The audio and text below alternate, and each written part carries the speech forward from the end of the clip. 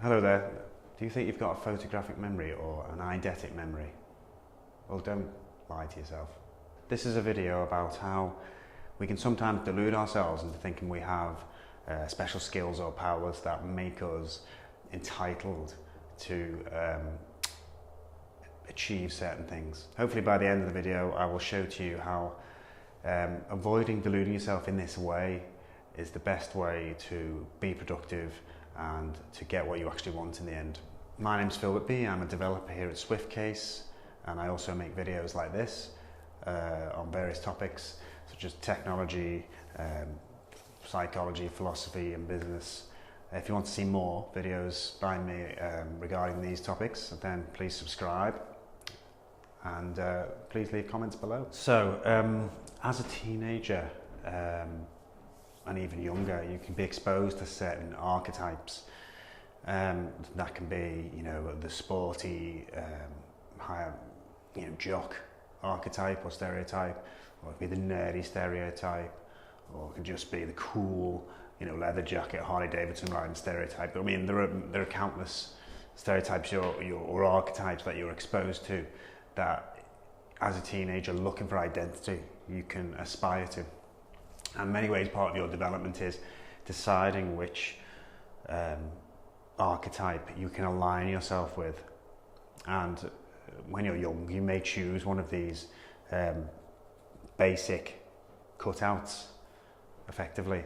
Now, as a sort of bookish academic teenager, the archetypes I was most sort of buffeted by were the intellectual or intelligent or geeky archetypes presented on TV and elsewhere.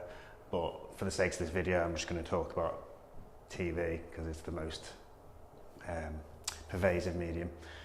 Now, one of the most aggravating for some people, well loved by others, TV characters was Sheldon from The Big Bang Theory.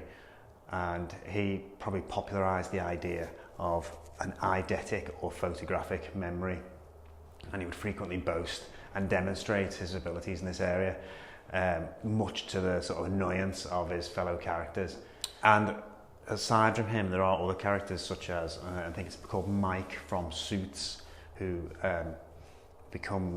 fakes his law degree so that he can become a lawyer and sort of cons his way in using his photographic memory, which he uses to undermine people as well, much to their annoyance, and to come out on top against the odds.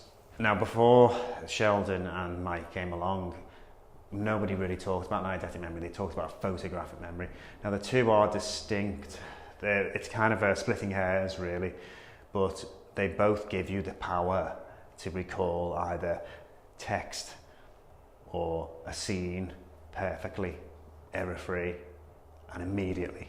Now, you probably take it for granted, or maybe take it for granted, that people walk around somewhere with photographic memories, and I'm sure as a teenager, at some point, if you've ever demonstrated good memory or keen memory for something, a lot of people may have boasted of having a photographic memory, or even convinced themselves that they do, because I'm sure I did, because I had particular obsessions with geeky, nerdy culture, and whenever I demonstrated a good memory for these things, I could easily follow up with a boast that was photographic memory, because the other person wouldn't remember as well, but it was only because of my peculiar interests. Whether it exists or not should be verifiable in this modern culture of the internet pervading everywhere and scientific journals being published on the internet. And it turns out that there is one documented case of a person with an apparent photographic memory, and the test which she passed to verify that she did have a photographic memory was ingenious, because it involved taking one image which is a dot plot, another image which is also a dot plot, that when combined they make a complete image that makes sense. So separated they would make no sense, they would just be random dots, but together, overlaid, they would make a coherent image, a bit like a magic eye. So this person who allegedly passed this test was Elizabeth Strohmeyer, and yet she's the only documented person So it's not a very large sample size, and there are other misgivings about this particular experiment, as the professor who performed the experiment on the subject also happened to be Elizabeth's fiance at the time, who she later married, and Elizabeth has since then declined to be tested under any conditions whatsoever outside of the original test. So I think we can safely sort of put this in the category of sort of spoon bending and breatharianism, which are all skills which are more, parlour trick than actual magic trick, or even real. Okay, you might say, well, what about, I'm sure I remember reading about someone who could remember any event from a day in their life at any point and recall with perfect clarity what happened on that day. Well, these people do exist. And the person who you're thinking of is called Jill Price, and it turned out in further investigation that actually she had a variation of OCD, obsessive compulsive disorder, whereby she obsessively diarised her every day. So she was repeatedly writing and writing and writing and recording everything that happened. And when you go through this kind of Gnostic process, it is very good at helping you retain information, just as you would if you were revising for an exam.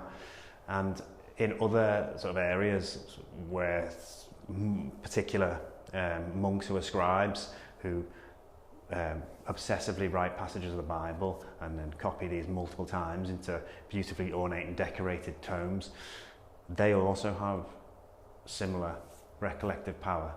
And in fact, they're able to, if you put a pin through a Bible written by these monks, then they would be able to tell you each letter that pin would hit, thanks to their capacity for learning by rote. So this isn't really photographic memory either. So Jill wouldn't be able to read a page of text and then recall it perfectly. She would have to obsessively diarise. The other piece of evidence that suggests that photographic or eidetic memory doesn't really exist is the fact that no memory world champion has ever proclaimed to have a photographic memory. They've always used mnemonic techniques such as the mind palace that Sherlock uses, or some variation thereof, the techniques of which are readily available on the internet and you can easily practice yourself, which involve visualising yourself moving through a familiar area and seeing people or objects that have a relationship to the thing you're trying to remember. And I guess those people don't proclaim themselves on photographic memories because in some way they're proud of the work they put in to learn that skill. So it becomes like an athletic prowess. And why wouldn't you be proud of that? And I think this is really the crux of it. People who believe they have photographic memories want the advantage without any other work. And for them, as long as they've convinced somebody that they have that ability, that's a win for them. Being tested, being put on the spot is something they'd want to avoid. But really, if you want to be successful, you have to be willing to be put on the spot and be tested all the time. You have to be okay with being wrong, and you have to be okay with grafting and learning and revisiting and redrafting and getting better slowly. So why do we delude ourselves? Well, if you want to lie to other people, well, the first person you've got to lie to is yourself. You know, especially as a teenager, your desperation to be already grown up, to be an already rounded and complete character so that you can be attractive to people, means that you first want to be able to convince those people that you're already there, that you're precocious in some way.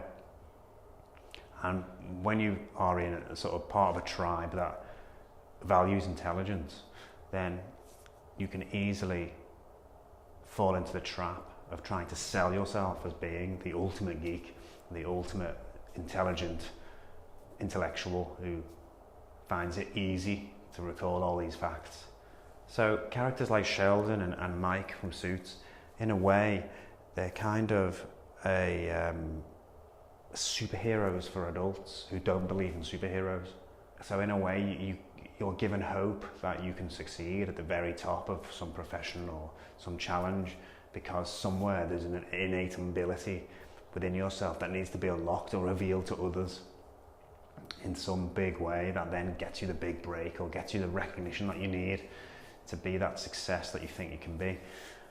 I see this in people in general, I've seen it in myself, and I can see it with businesses, you know, behaving, you know, they delude themselves through marketing to others that they are this complete service.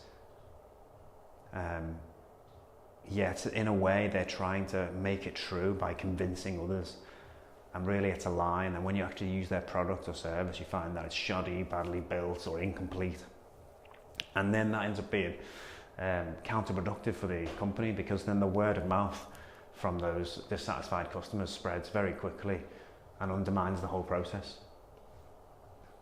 A good example of this is something like the Fire Festival, which, you know, because they had all the right marketing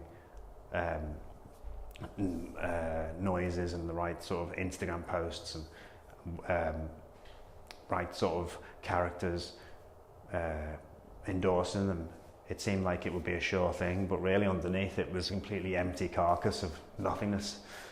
And I mean, really the lesson is, the true path to success is that of hard graft, humility and self-awareness, and not really, you know, just trying to convince other people that you are this fully realized, finished product of the highest order, competitive with the finest in the world. Well, it's not. You know, your clients and customers might want to come with you on that challenge if you're honest about the position that you're in. I hope you enjoyed the video. My name is Phil Whitby. I'm a developer at SwiftCase. Please subscribe to see more of this kind of content, and leave a comment below if you want to engage in the discussion, and hopefully I can join you there. See you next time.